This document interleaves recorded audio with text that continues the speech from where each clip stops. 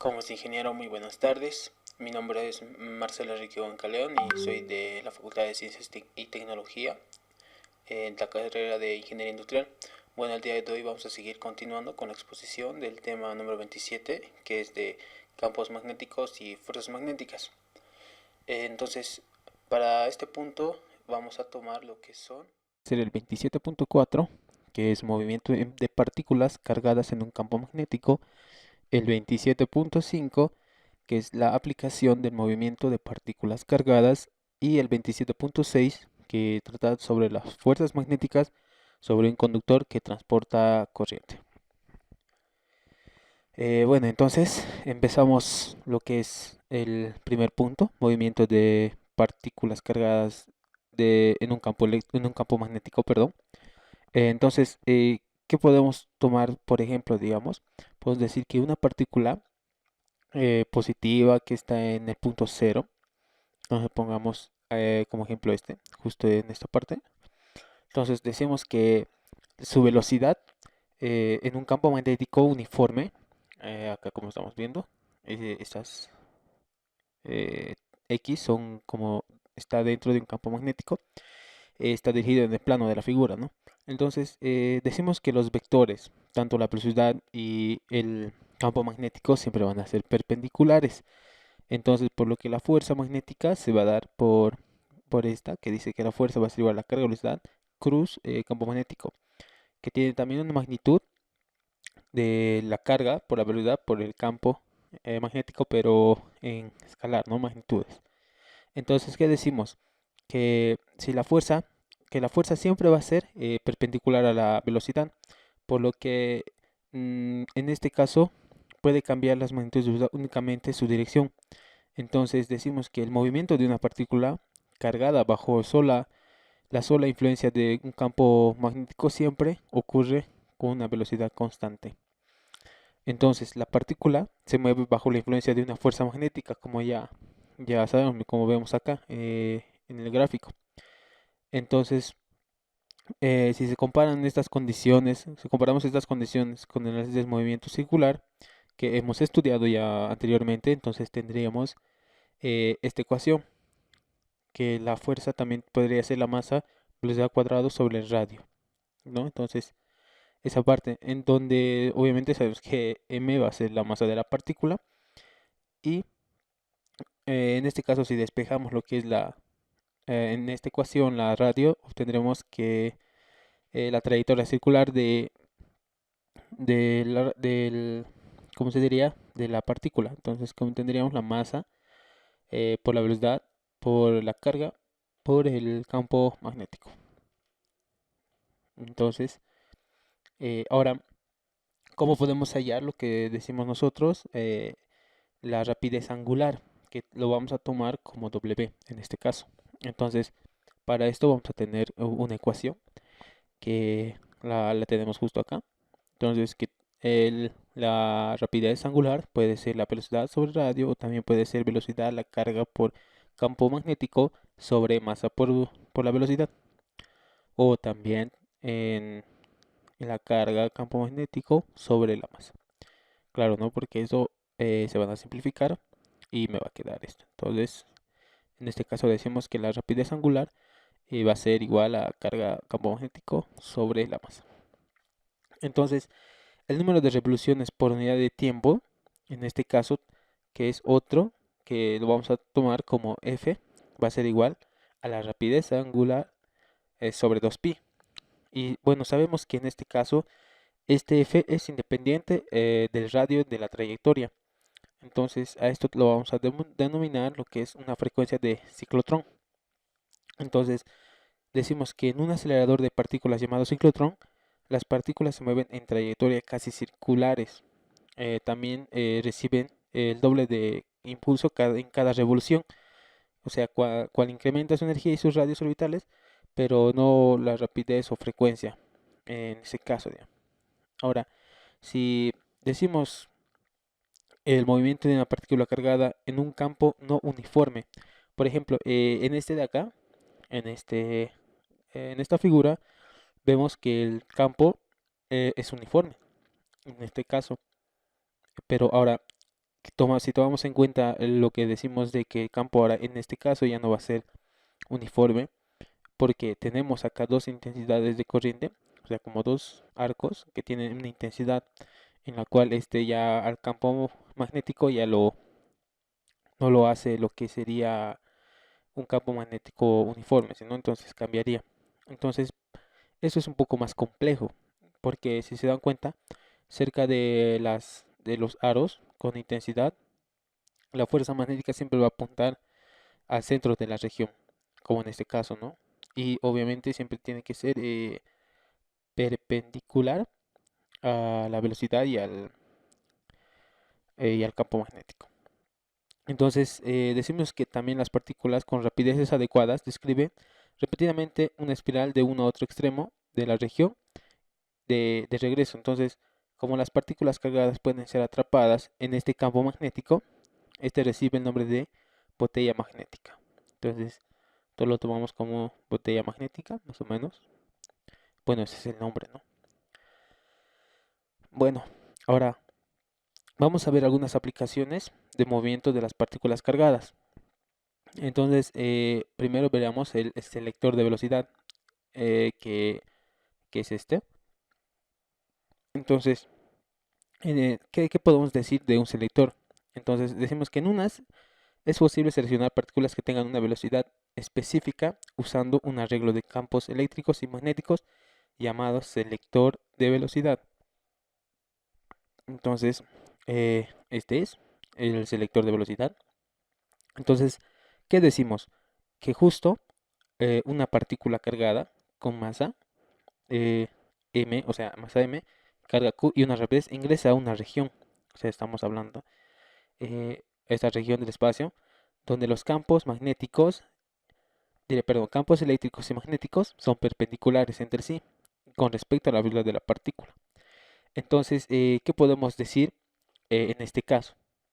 Entonces, podemos decir que para una fuerza total, o sea, hacemos sumatoria de fuerzas en lleno, este va a ser igual a cero.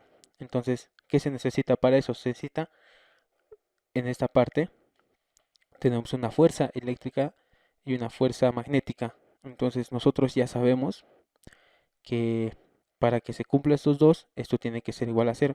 Entonces, nosotros vamos a despejar lo que se llama la velocidad. Entonces, ¿qué llegaríamos a tener? ¿Qué ecuación? Entonces sería esto. Sería campo sobre campo magnético. Campo eléctrico sobre campo magnético. Entonces, eh, las partículas con rapidez igual, o sea, a esta expresión, pasan sin ser desviadas. O sea, lo que nos está tratando de decir es que esas velocidades con esto, que sean iguales, pasan sin problema por este haz. ¿No? Entonces, de esa manera es que se ha hallado esa relación. Ahora, ¿qué nos dice, digamos, si al ajustar el campo eléctrico y el campo magnético de manera adecuada, es posible seleccionar que tengan una rapidez específica para usarlas también en otros experimentos? Ahora, vamos a pasar a un experimento que se llama el experimento de Thomson. Ahora, vamos a ver primero los comienzos, ¿no? Cuando este experimento se llevó a cabo. Más o menos este experimento se llevó a cabo por los siglos XIX por el físico Thomson. Bueno, que se usó la idea de descubrir la razón que hay entre la carga y la masa de un electrón. Entonces, ¿cuál fue ese experimento que realizó Thomson?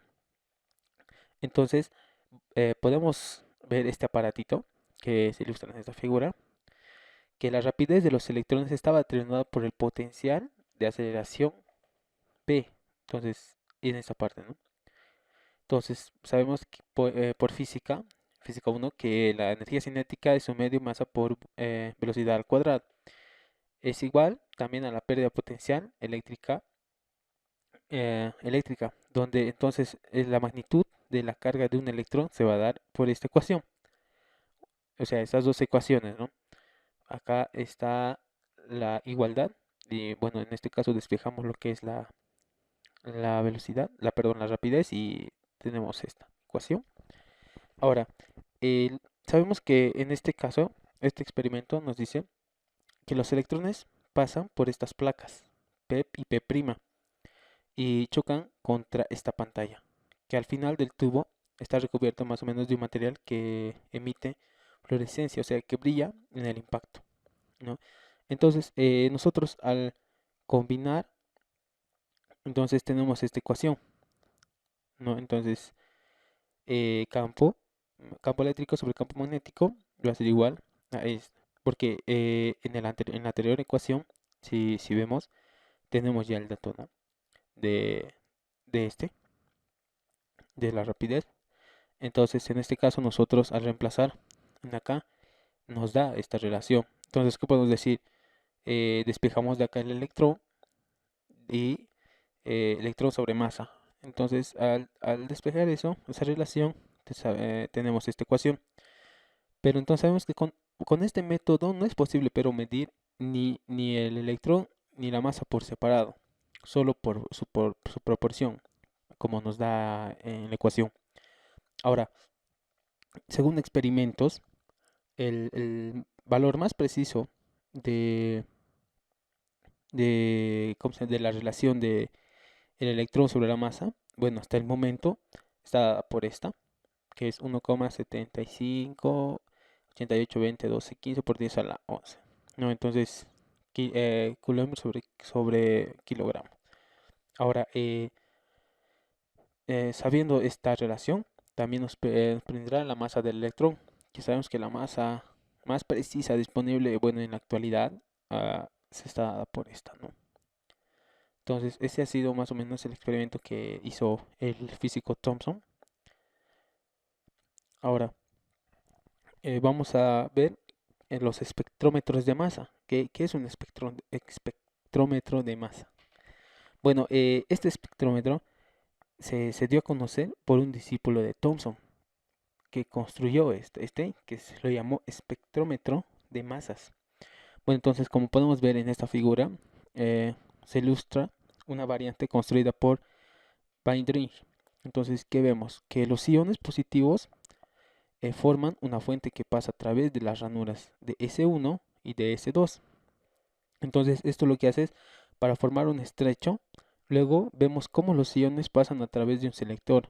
O sea, vemos de que es el campo y campo eléctrico magnético que se cruza. Esto es para bloquear los iones.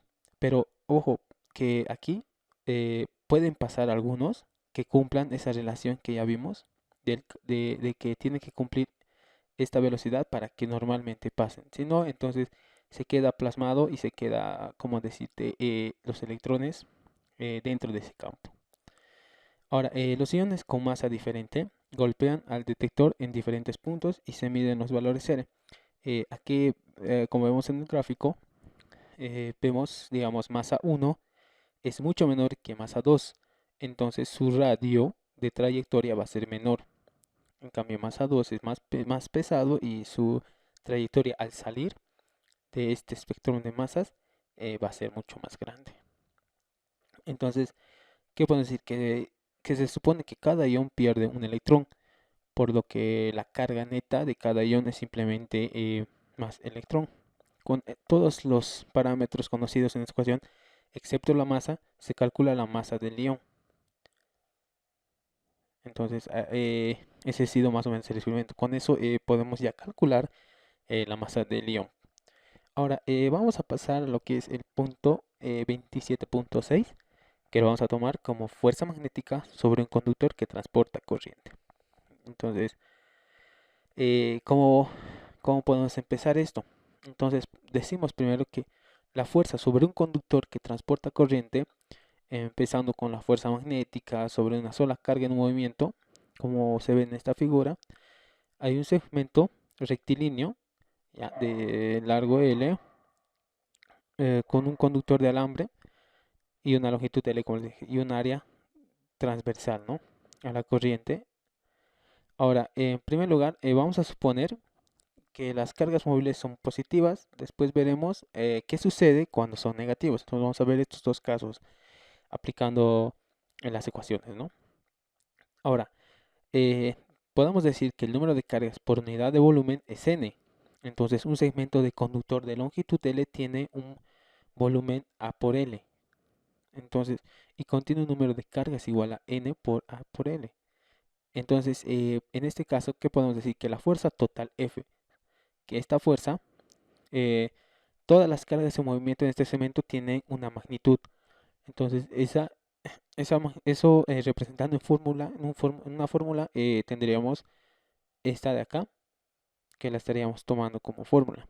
Pero ahora decimos, ¿no? Que solo la componente del campo magnético es perpendicular al alambre. Entonces, las velocidades y las velocidades de deriva de las cargas. Entonces, ejerce una fuerza tal componente es B, el campo magnético vectorial va a ser igual al campo magnético del seno del ángulo. Entonces, reemplazando esta lógica, entonces tenemos que la nueva fuerza magnética sobre un segmento de alambre va a estar dado por esta ecuación. Ahora, eh, también podemos decir que la fuerza siempre, o sea, siempre ya por los primeros temas, sabíamos que la fuerza siempre va a ser perpendicular a lo que es, a lo que es el campo magnético y la velocidad de deriva. Pero en este caso estamos tanto hablando como un conductor como al campo. Entonces, como la dirección determina por la misma regla de la mano derecha, se usó una carga móvil positiva, como tenemos esta. Entonces, decimos que esta fuerza se expresa como producto vectorial, ¿no? Y al igual que la fuerza sobre una sola carga de movimiento. Ahora, entonces, por definición decimos que el segmento de un alambre se representa con un vector L. O sea, el segmento vamos a representar con un vector L a lo largo del alambre y en dirección de la corriente. Aquí tenemos la intensidad de corriente, L vectorial. Entonces, la fuerza sobre este segmento va a estar dada por esta ecuación, que vamos a llamar la fuerza magnética sobre un segmento recto de alambre. Ya, entonces acá vemos. Ahora, si el conductor no fuera recto, se dividiría en segmentos infinitesimales diferencial de L. Entonces la fuerza en cada segmento es esta. Entonces lo que aumentamos es diferencial de L. Ya no ponemos lo que es L vectorial, sino diferencial de L. Ahora, por último, como ya vimos más o menos para positivos, ¿qué pasa para cargas móviles negativas? Entonces, como los electrones en un metal, como hemos visto en la figura anterior, una corriente asciende corresponde a una velocidad de deriva descendente, pero como ahora es negativa, la dirección de la fuerza es la misma que antes. Bueno, así las ecuaciones 2.17 y 27.17 y 27.20 son válidas tanto para cargas positivas como para cargas negativas. Y esto incluso los dos signos de carga están presentes a la vez. Entonces, esto es lo que ocurre en ciertos materiales, semiconductores y soluciones iónicas. Bueno, eso sería, ingeniero, la parte teórica. Ahora vamos a pasar a lo que son la parte de los ejercicios para demostrar más o menos cómo aplicar las fórmulas.